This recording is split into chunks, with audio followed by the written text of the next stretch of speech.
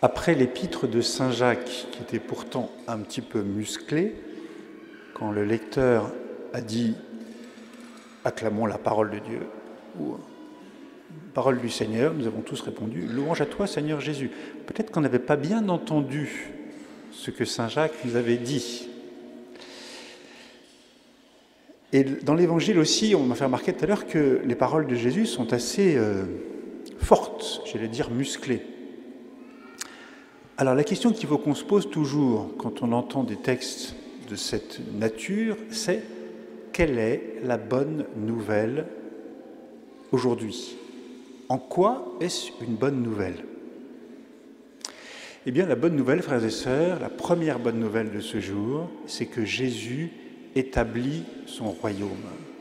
Il établit son royaume de justice, de paix et d'amour. C'est ça qui est le fond, si j'ose dire, de ces paroles du Seigneur aujourd'hui. Le Seigneur réalise au milieu de nous son royaume de justice, de paix et d'amour.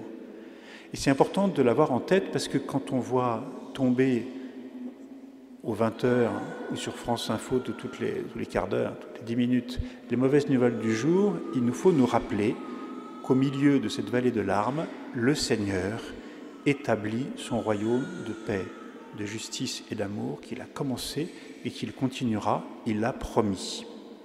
C'est une certitude, là est notre avenir. Et la deuxième bonne nouvelle, c'est que le Seigneur réalise son royaume de justice, de paix et d'amour différemment de nous, différemment de ce que ce monde dans lequel nous sommes désire faire. Aujourd'hui, on le voit encore trop, hélas, en ces jours, ce qui se construit, c'est un royaume où domine le plus fort, c'est un royaume de la puissance, c'est un royaume de la domination, avec toutes les violences et les injustices qu'on voit sous nos yeux, ici et ailleurs. Ce n'est pas ainsi que le Seigneur bâtit son royaume de justice, de paix et d'amour. Comment fait-il? On l'a entendu ces derniers dimanches. Jésus met au centre les enfants, les petits. Le royaume de Dieu est à ceux qui leur ressemblent. C'est très frappant d'ailleurs quand on va à Lourdes. Quand on va à Lourdes, au centre de Lourdes, ce sont les malades, les pauvres, les souffrants, qui sont honorés, qui sont au centre, non seulement des célébrations, mais au centre des préoccupations. Et si vous allez à Lourdes comme brancardier ou brancardière, eh bien en fait, vous mettez au service des malades et à la sortie, vous allez mieux.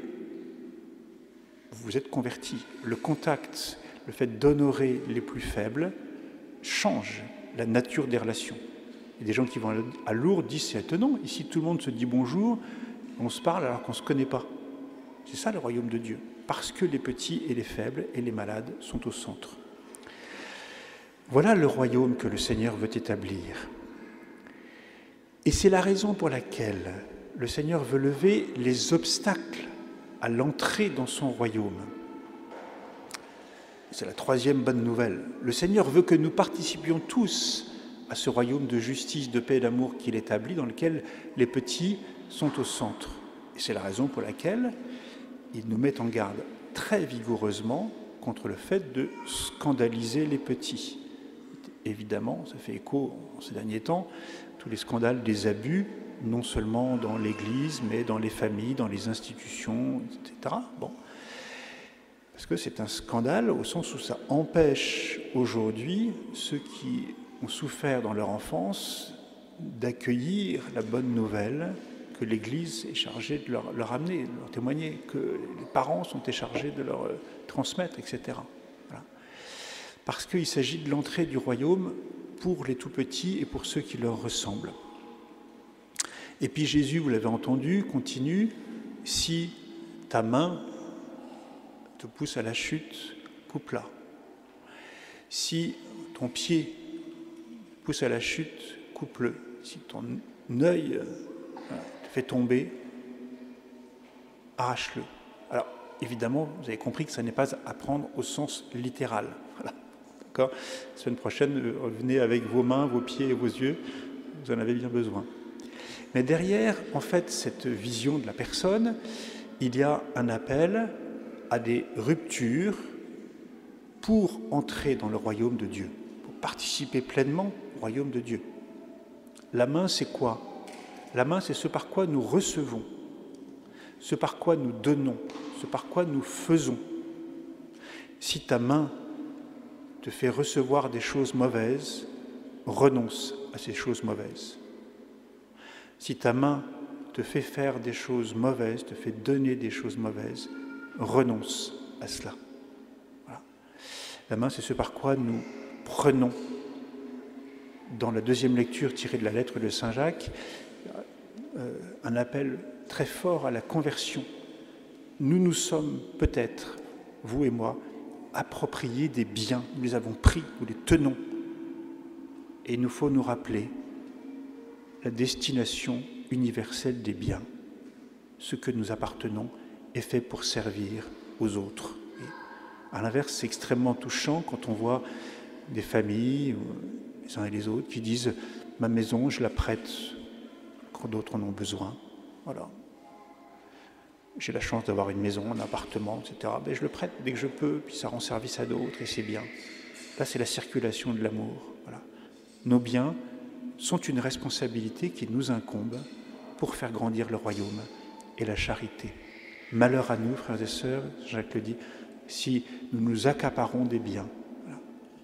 C'est une vraie conversion pour tous. Même Sainte Thérèse de l'Enfant Jésus, elle disait qu'elle s'était accaparée des petites images pour son livre de prière.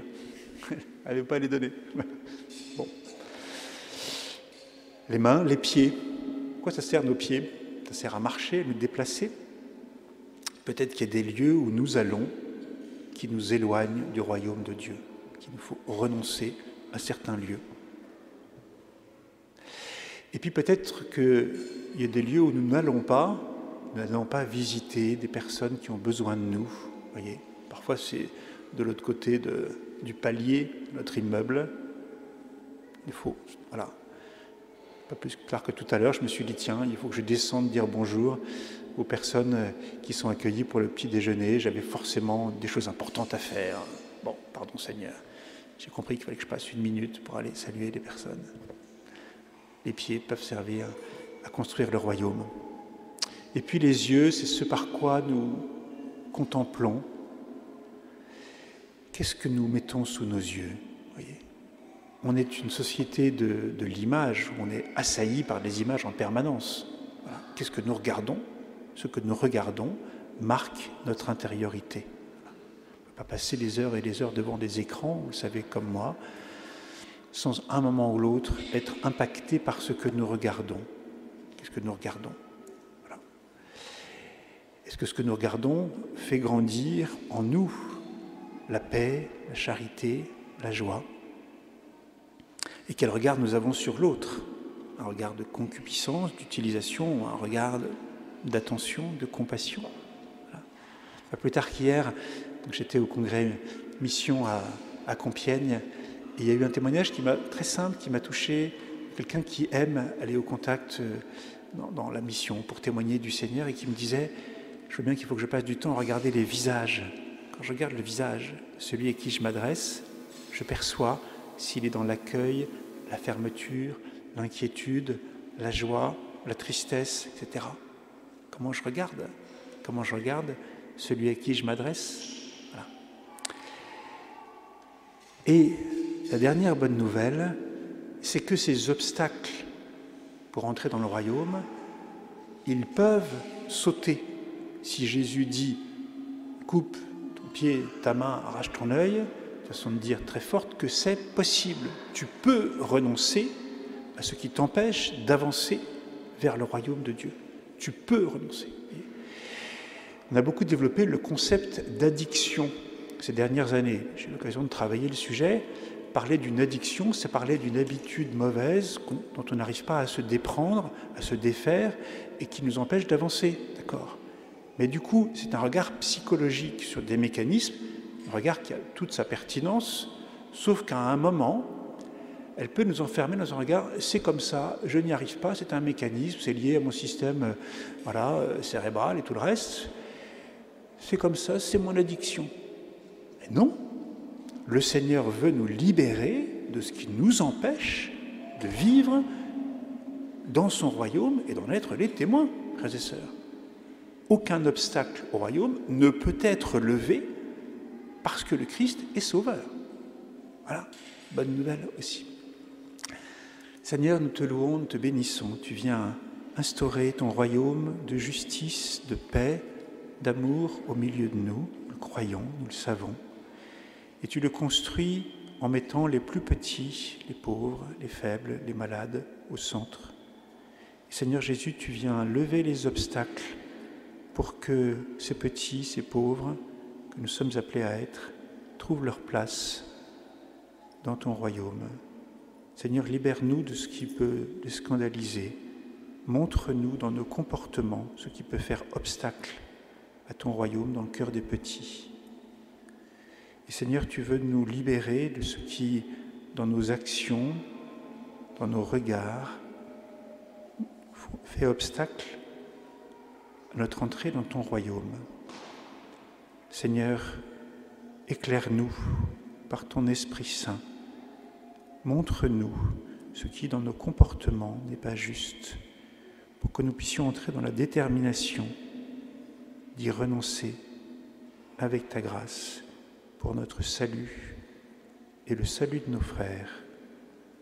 Amen.